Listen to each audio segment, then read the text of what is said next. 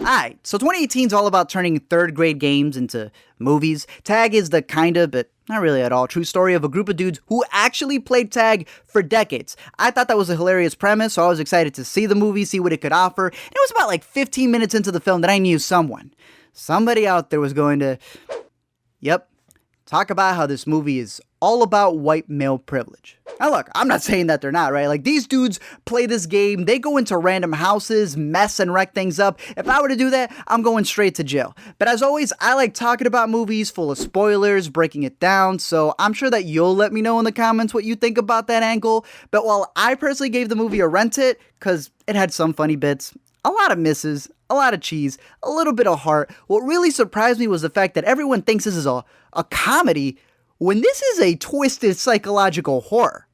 Let me explain. So like I said, it's based off of a true story, but again, nothing in the movie is really based off of these guys. Pretty much, it's like making a movie about a dude named Forrest who walked like 5 miles to a Walmart, and then you adapt it into a movie where he's running across the country. There was, in fact, 10 guys in real life who still play the game to this day, and the way that the movie adapts the rules goes like this. There's no girls allowed, just 5 sausages in the movie, no tag backs, a game is only played during the month of May, and in the movie, American laws don't apply because they just wreck stuff. See, the thing is that Jeremy Renner in this movie, for whatever reason, has more superpowers than he did as Hawkeye, and my dude has literally never been tagged. Like, every year when it comes to the month of May, he finds a way to avoid all physical contact from his friends. So when they learn that he's retiring since Jeremy Renner's getting married, they end up doing, some pretty crazy stuff. Let me explain them to you. Besides, playing tag during funerals and birthings and ruining business meetings and crashing AA meetings, they also end up crashing into people's houses. Like, they break into the houses. There's a scene where they actually waterboard the Verizon guy since he knows where Renner is. And he also won't stop it with those ads. They crash weddings. They fight in malls. They destroy property. Renner even hires decoys and chloroforms one of his friends while bear trapping others. And yet, even crazier than all of that is that there is a point towards the end of this movie where Jeremy Renner's wife fakes a miscarriage in order for him to not be tagged it. Sir!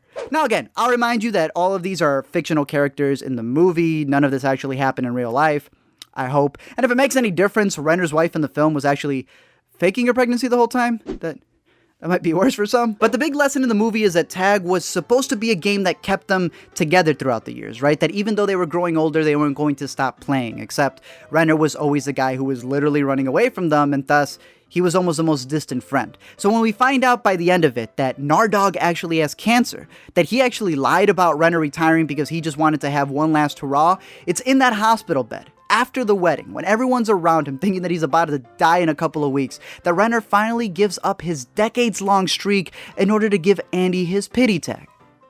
What? I thought this dude was all about the challenge. This man was like hopping over fences and stuff. Why would he ask for a Make-A-Wish handout? Do I think the movie is about white privilege? Not really. I think it's a fictional movie that just isn't as funny as it could be, right? You can wreck stuff, you can defy gravity, you can even fake miscarriages, but be funny if you're going to be a comedy, right? And I think they do enough stuff where it's okay enough to be a rent-it if you got that Redbox code.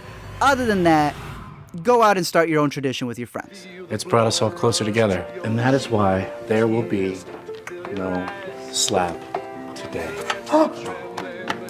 Oh my God! This is the best Thanksgiving ever!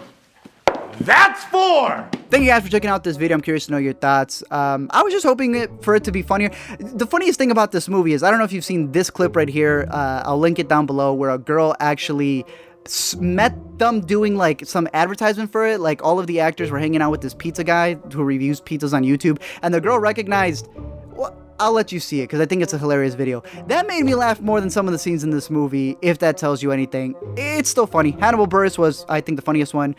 Never bad to see Rashida Jones in a movie, but other than that, I'm curious to know your thoughts down below on the title, what your thoughts are on that article that was written, if you agree with it, if you don't, if you like the movie. Don't forget to comment, like, subscribe down below, or you're it.